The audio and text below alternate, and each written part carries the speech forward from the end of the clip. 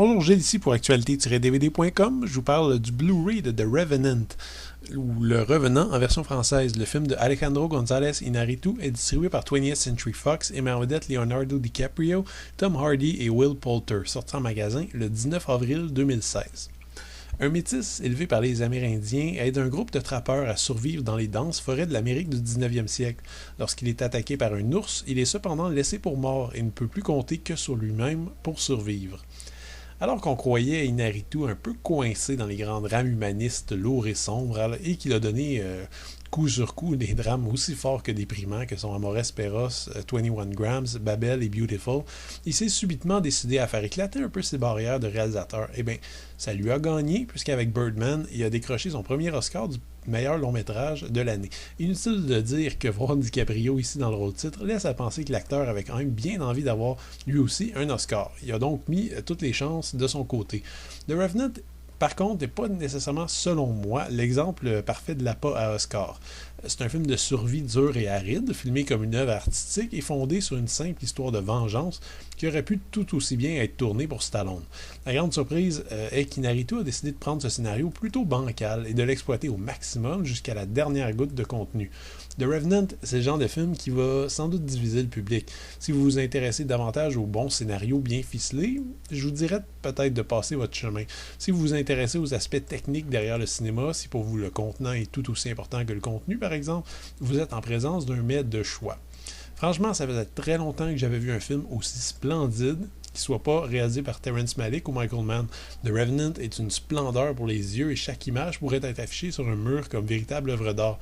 Le fait que le tournage se soit fait dans des conditions terribles et que le directeur photo n'ait utilisé que la lumière extérieure rend l'exploit d'autant plus impressionnant. Visuellement, c'est un chef-d'œuvre.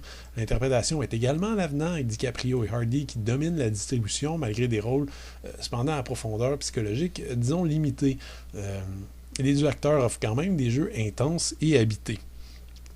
C'est en termes d'histoire que ça se gâte un peu, disons qu'avec un enrobage aussi éblouissant, on a tendance peut-être à moins voir les problèmes du script, rebondissements répétitifs, personnages et situations clichés, déroulement sans surprise, manque flagrant de développement psychologique. On peut reprocher quand même beaucoup de choses à ce Revenant, des problèmes qu'on aurait pardonnés dans un film de série B, mais que j'ai un peu de misère à expliquer venant d'un film avec autant de talent derrière.